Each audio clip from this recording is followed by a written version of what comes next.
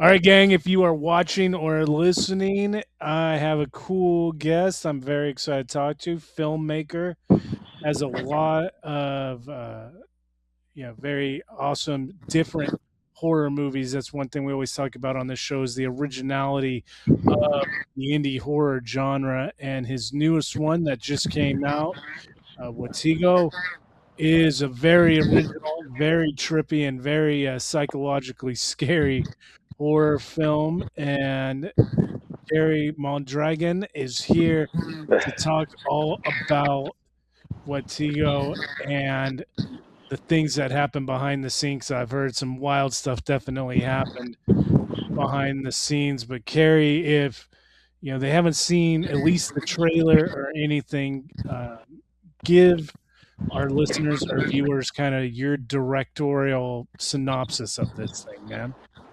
Yeah, like in a short form, I would say it's about a young Maya man who has to deliver bufo toads to a ritual in the jungle that's turned out to be led by a white shamanic vampire-ish uh, cult leader who has surrounded himself with influencers and is basically holding this young Maya man there for the 24 hours that he's there, and he has to escape with the toads and his life, basically. That's That's a how I good would. that's a good synopsis for it. Um, this movie, like, where, because you're the writer of it as well, like, where did this stem from? Where did you kind of come up with this idea? Because this is not a, like, in the indie festival circuit, we have like a Ghostbusters meets The Office film series that we have done, and that is very, as I was writing it, like, it's challenging and everything, but it's very feasible. It takes place in a city. We don't have to travel too far, a few hours. You're talking about a dude out in the middle of the jungle in this like pet shop, and and he's selling toads, and he's got to go deliver them to an even, like you're saying, an even more remote spot in the jungle. Like, this was not like just some, I'm gonna make a movie. This was like a major undertaking you had on your hands, man. Where did you come, like, where did it all Yeah, I mean, I didn't even intend when I was in Mexico to tackle that Fitzcarraldo of a of a task, but I basically came out there after my first film was released. It was like during the pandemic and everything, and I was just like, kind of fuck it, I'm gonna take my dogs and fly to Mexico. And so then I was out there, and then yeah, I just started, I'm kind of like sensitive to environments and shit, so I just started clocking in on the vibes of the certain cities like Playa del Carmen, Tulum, and then there was just like other within the jungle part, and I was there for like 6 months, and during that time is when that idea came, which was like, yeah, because I was like getting all these invites on like WhatsApp of like, hey, come to our like tantric like moon circle dance with hallucinogens, like it costs $150, but like, look at all these beautiful people and stuff, and it's on this private land with its own private cenote, and then I was just thinking in my head, like, man, that sounds scary as fuck to me, and so like if it like the fact that people bought that that probably sacred land in cenote, and then now there's like it was so culty to me that I was like, man, if like Marilyn Man or if like Manson was around, he would it would be perfect for him. You send out like beautiful people to come lure in people with, and then you lure them into this sort of culty environment. And And so that's kind of where the idea really kind of came from, and then it got kind of deeper once I started doing it. Once I started writing it, then I started really diving into like the Maya culture. I read the Popol Vuh. I lived with that Maya family that was in the film for so I bonded with them over the course of like 2 or 3 months, and then I was writing. All this stuff was like happening while I was writing it. Like the moth flew into my ear. There was a lot of crazy stuff that was happening, and it kind of got to the point where like basically like there was like a situation that happened, like a really really dangerous scenario where I was living, where like somebody got killed in the house where I was writing, where I was finishing the script, and so I immediately like went to the Maya family's like compound there, and then for safety really, and then I was planning on just like bouncing and going back home, but then Yeah. that phone call came like, hey, we got the money together on that script, like we can make the film happen, like on film, like I'll fly out next week. And so then that's basically how it started. And so then we rolled it right into production on it, which was, and hired a whole crew from Mexico City that came in, and I didn't understand, in the Yucatan and Mexico City, there's a lot of different cultural things, challenges that you navigate, and tension, and so there was that, and yeah, and then just shooting in real ancient sacred places with uh, bringing the Popol Vuh into it as a part of the story. I mean, it was a lot of supernatural, weird shit happened, man. Yeah, dangerous, weird shit happened for sure. The start of that, there's always like the series, or you hear stories about certain horror films in particular where the crew and the cast, they'll say shit like, we shouldn't have made this movie, or when we were on set the energy was very much like, you shouldn't be fucking doing this. Yeah, Did that vibe hit you? I mean, you're talking about a guy in the house that year when you're writing it getting killed and shit. Like, it seems like dude, you were getting hit with stuff like right out the get go. that's what's so crazy about that's such a good question, because it was so much shit that happened, so much traumatic shit that was going, so many things that should have stopped this film, but something was pushing it forward. Whether that was a good force or a bad force is what I don't know the answer to. I think that it's also not just horror. Like I've heard other filmmakers, especially in the jungle. William Friedkin is a classic example. I mean, well, Mhm. he had a lot of stuff happen on The Exorcist. It's crazy, uh, but he also shot Sorcerer out in the jungles of Mexico, and crazy shit happened out there with a couple people died, I think. So and Werner Herzog, has gone off about it as well. That it can make people lose their minds. The jungle Mhm. has that ability to do that, and yeah, I think that I bit off. I think I bit off more than I could chew, to be honest with you, on it, based on the opening certain doors, like literally shooting in cenotes where for thousands of years that's the portal to the underworld.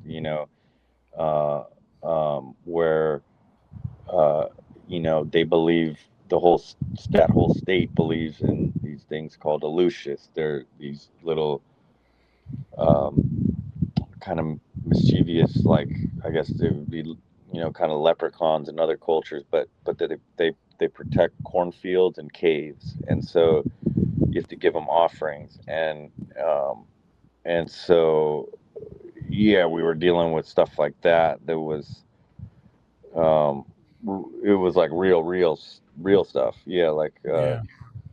yeah. So definitely it was. Yeah, I think it was that opening. It was opening up some doors of some ancient shit that it wasn't Wim Wenders going to Texas and saying, "Oh man, like let me look at Texas from this point of view." It was like, Yeah. I mean, it was what I was trying to do, but it was just it was hardcore. Yeah. As you guys are doing it, like how are you received by the locals? Like you're saying you're filming on at these sacred places. Were they receptive to you guys being there, or were they kind of standoffish? How was that experience? Well, no, they knew the story. Actually, we have a beautiful like script reading of like at the in the jungle at the Maya families, like all the Palapas, like and and so they because the film's like in like four different languages, right? So Yeah. um, they understood that the story was was about was for them was about that it was they understood that, so they respected that, I think, and um, they definitely, I believe, uh, trusted me and and knew that I wasn't going to exploit them, right? So I think that was another key. Um, and there were a lot of times where I would have to step in and say, no, no, dude, you can't bring a drone over here to this. They see a drone, then they're gonna it might make them not want to walk fucking 5 miles to their cornfield if they could Mhm. just fly. You know what I mean? Like we gotta keep all that bullshit, all the technology stuff out because it's a very happy family. Like I don't want to cause any disruption, right? Yeah. But it was also the clash of bringing in the real. They call them like Illuminatis, like the real like kind of like you know Instagram shamans and shit, and like those were so I was bringing those people in, also real people in on that, which was like yeah, it's a recipe, it's the oil and water thing, um so yeah, that was challenging. Your guys' cast in this thing, really the principal cast is tremendous. And noticing that the actor who plays Apo and then the actress who plays Luz, they don't really have like an IMBD set up. Was this, kind of their entry into anything at this level, or? Well, no, so Danny, the main act, he was also instrumental in this because I had watched a Netflix film down there, called Ya no Estoy Aquí, which was like really beautiful, really great movie, and he starred in it, and they found him on the streets basically, Wow. uh, and pulled the film, and so I watched that film and I said I'm not making Wetiko unless that actor is attached, and then with Dahlia, I found her on Instagram because she was in this punk rock Azteca band, and I was like, man, that's like the total like tone of her, like it just had like she had that exact character for me, and so I those were the two like centerpieces, and then of course the Maya family was as far as like the non-professional actors, but they were essential, Mhm. and then the added on cast from there was kind of just built around them, and Neil. coming in. That was awesome from coming in from South Africa, because here's the deal: it's like SAG wouldn't it was SAG wouldn't let basically any SAG actor come out and uh, and shoot with us. So uh, there's a loophole where basically we found out where if they're a citizen of another country but they're in SAG, they can't enforce that on them. So we cast everybody outside of the United States that was in SAG. So it was like Jordan Barrett, Australia, Neil Sandilands, like South Africa. Then we had, Barbara Raheel, Mexico. So like, so we were just filling it in, um, and it just worked out in a very, magical way. Yeah. And Neil Sandilands, who plays your antagonist, is ridiculously creepy. Yeah, and he's so good. He's such a good actor too, man. Yeah.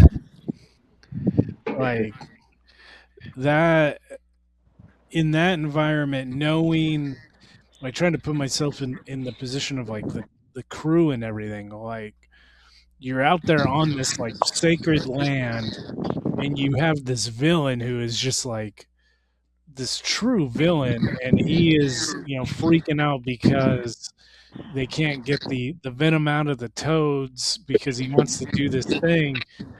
But as an actor portraying that role on that sacred land, like that's a hell of a performance, because that's that's some heavy, like, anti-sacred shit. Dude, And so that like, I mean, but he's from he's from South Africa. He's been through he had he's had some war stories of some shit. So he had that, I think, ability to walk through that. He knew what he was up against on that. And the craziest thing happened actually. We were shooting in the middle of shooting on this family's, in their on their compound, and then this fucking bus pulls up. This German guy and all these like German European children and families just come running into this middle of the jungle like thing, and the German guy like interrupts our shooting. He goes, Felipe, you need to do the rituals for them, for all of them. And then I'm like, what the fuck's going on? And so then I said to Neil, I pulled Neil aside and I go, Neil, I want you to be in character and interact with this guy, okay? Because this is like the real deal right here. So like this guy's like the real deal. So at the end of the film, that's why at the end of those credits, like that's that dude that's that German dude that interrupted our whole film set just to, have Felipe put on this white like robe and do all, yeah, the copal and like do all the Mayan stuff, like it was crazy. So, and Neil walked away from that and he was shook. He was like, man, that was the war. Like he said, that rocked me to my core. Like I couldn't even believe that. Uh, and I was like, yeah, man. I mean, it's some real shit. Yeah. So anyway, is he that kind of an actor, or when you were he calling cut, did he go back and he was normal Neil? I think that there was whether or not your method, this or that, I think it was impossible to not be in character in that based on we were living on location. We Yeah. were, it was like everybody was just naturally in character, like, um, and I think that, yeah. So he was for sure in that mode. You know what I mean? Hmm. And yeah, so but it was that's what works, I think, so well with like the non-professionals and the professional actors is they can bring, if it works, they can bring each other on the same realism level. You know what I mean? Sure. Yeah. So where, because if the non-professionals act is is just being themselves, they're doing a better job at acting than the actor, so the actor's got to Yeah. step up Yeah. that. You know what I mean? So yeah, I like that chemistry. How was it filming, just as far as trying to get the film made? Because you guys are out in the middle of the jungle, so I'm imagining you're having to use like generators and everything as far as, any kind of power situation. The challenge of actually doing it that remotely, how was that for you as directing this cast and crew? Well, we were shooting on film too, by the way, 16 Oh wow. millimeter. So that's a Jeez. whole that was a whole nother game changer because I mean, when we would run out of film stock, it was like, "Hey, Kerry, we have one roll for tomorrow, and no, and Kodak is not sending more film out." I go, "Okay, well, we need to send a PA to Mexico City, I guess, and like go around to all the like film schools and see if they can find some cans and then fly back." And so like there was that challenge of like Wow. just to like make these days, and then as far as the power stuff goes, like that was a big problem. Not the generators and anything electrical would um, uh, inexplicably just break down. So every car, every generator, every anything electronic was fucked on those on that specific road that we were shooting. The road Wow. when driving in that road, which we had to drive cars through a lot. That was the road that was yeah it would all every single car broke down, and the only fix was like apparently pouring Coca-Cola on the battery or something, and like it was like so weird. It was like the weirdest thing ever. Anyway, Yeah, no, man. And then when you guys finished, how long were you guys out there? um, too long. No, I mean we were out there like it was because there was a hurricane. There was also we had to pause for COVID. Then Oh shit. yes, we had everybody in. Everybody got COVID except for like me and the lead actor, I think. And then um, yeah. Oh, and the Maya family got it. But which was crazy is that they shook it off in 2 days. Like they and only the men got it. None of the women got it. Only the men, and they tested positive one day, tested positive second day, third day negative. They just and Wow. because and in their mind they didn't understand the word COVID. They just said we don't have a name for stuff. We if we have a headache, we know what plants to eat and what to do. If we have a cough, we know what to do. So uh, uh, yeah, we continue to work. We just take our medicine. You know what I mean? And so, but it was,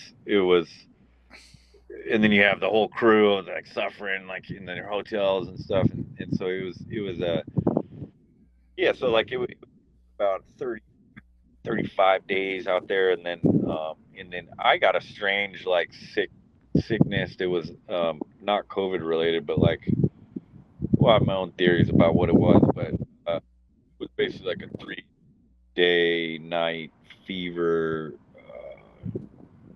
like in a completely like dying basically state of like Jeez.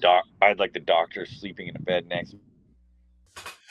I was just gonna ask you, the family that you stayed with, or any of the people that are, you know, living where you filmed, or any of the crew that you mentioned hiring out there, did they get to see the finished product at all? Have they, to your knowledge, gotten to see any of the work that you were doing completed when you guys were out there on their land?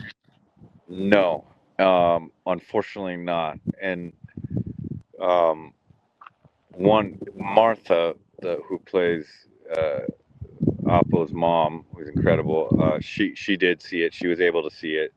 Hmm. But the family lives like in very remote in the middle of the jungle, so they don't have phones. So it would, my dream was to do a screening out there, for them. If we get, some kind of financing to do that, that's like my dream, because I basically made it for them, you know what I mean? Like Yeah.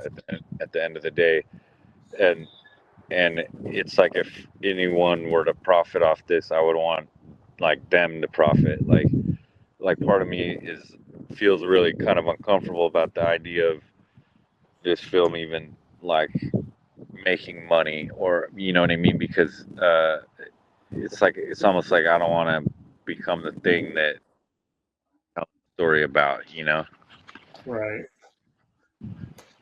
I mean, that says a lot about you as a filmmaker and a person that you wouldn't want to profit off of that kind of thing. It's all about making their make the awareness grow, which is cool. It's the valid reason to make a movie. If you have Yeah, a because they story. well, yeah, because like they saved my life, tech in a way, and it's like almost like in honor of that. Like I wanted to tell this story. It was my also it allowed me to express something, and that's the reward in it. That's why even if they said the film was blank, there still was a reward there for both. It's like, um, but also uh, obviously, like I would love the world to see it and to um, yeah to connect with it. I mean that's the dream, right? But yeah, but that's yeah, that's like fundamental for sure on this film. Yeah. I had to ask you, and reading about you and your career, the films that you've done so far, you didn't necessarily go to a traditional film school, but you learned from one of the best filmmakers ever, in my lifetime, learning, you know, with Spike Lee. That is pretty fucking badass. That was hardcore, man. That was you put me through. It was like boot camp, man. Um, yeah, but it was incredible. Yeah, I mean it was crazy because he was doing a Kickstarter movie, Mhm. and so I just said, hey man, I don't have any money, but like, uh, if I fly out there, can I jump on as like your assistant or something? And then he called me and he said, like he called me directly and he goes, yeah, like that's a very interesting proposal. Like, talk to the producer or whatever. And then I talked, and then I ended up going out there, and yeah, and then but it was from the get go. It was like, he had his whole crew that he's worked with for I don't know 20, 30 years, and I remember Big Mike was the first AD, and he was like, listen, man, he's like, all you need to leave all that West Coast bullshit behind you. He said that every day you might get fired, just so you know. That's how it goes out here. It's like Oh, he's like oh, he was, and so he said like, and then yeah, so it had that which I liked, man. I mean, it was like, yeah, like go like a sports team, or going into war type of thing, and but by the end, like if you make it through, there's a lot of camaraderie and love, so. And it was cool because it was like the first, like Rami Malik was in that film, and like I remember getting on like the bus like at like 4:30 in the morning, like, and it was like I'm the only white dude, on the bus, and then there was like Rami on the bus, and he like looked up at me and he goes, hey man, who are you? And I go, I'm Kerry. He goes, what are you an actor? I go, no, I'm assisting Spike. He goes, oh fuck, thank God, man. He's like, I thought like maybe they brought another actor to replace me in case they got, and I'm like, no, I was like, no, dude. I was like, this is before like Mr. Robot and everything. So like, yeah. it was, it was just but it was my film school. I learned so much from him. Yeah, and his brother, I'm so close with his brother Sinky, who his film just is coming out that um uh it's like one of the best films I've seen in the last 3 years. Yeah, and yeah, I think it's out now. Yeah. Yeah, you mentioned we always close the interviews with what you got coming up next, and you mentioned before we started recording, Mascot Land. Man, can you tell us anything about this movie? Yeah, yeah, definitely. We just got done. For why I look so tired right now, but we got done filming principal photography like 3 days ago. So and we shot this one. This was also very ambitious, also very new for me because I wasn't shooting on location. I was shooting in L.A. sort of like you know either studios or built sets and stuff. And so uh, but with big actors,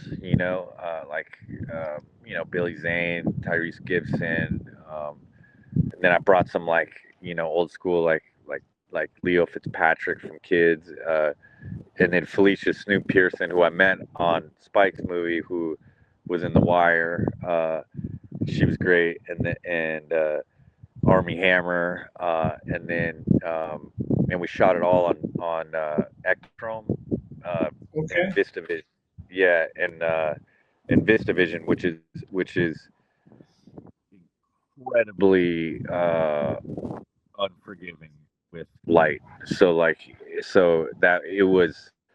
I mean, that's why a lot of people. It's expensive and it requires a lot of lights. So it was a challenge. So I had to shoot really really efficiently, like one or two takes, boom, like it's beautiful. Like the dailies are out of this world looking. So like yeah, I think um, that one's gonna be a big one. Yeah, for sure. That's awesome. Well, Yeah. where can everybody kind of like find you, like keep track of, what you are doing as a filmmaker, kind of keep track of what you got coming out in the future after Mascot Land releases and everything. I think like maybe like my company page, which is uninflected. Uh, yeah, like the Instagram or Facebook. I don't really have like a personal Instagram, but and then each of the films have one. But I would say my company, yeah, uninflected, UNINFLECTED.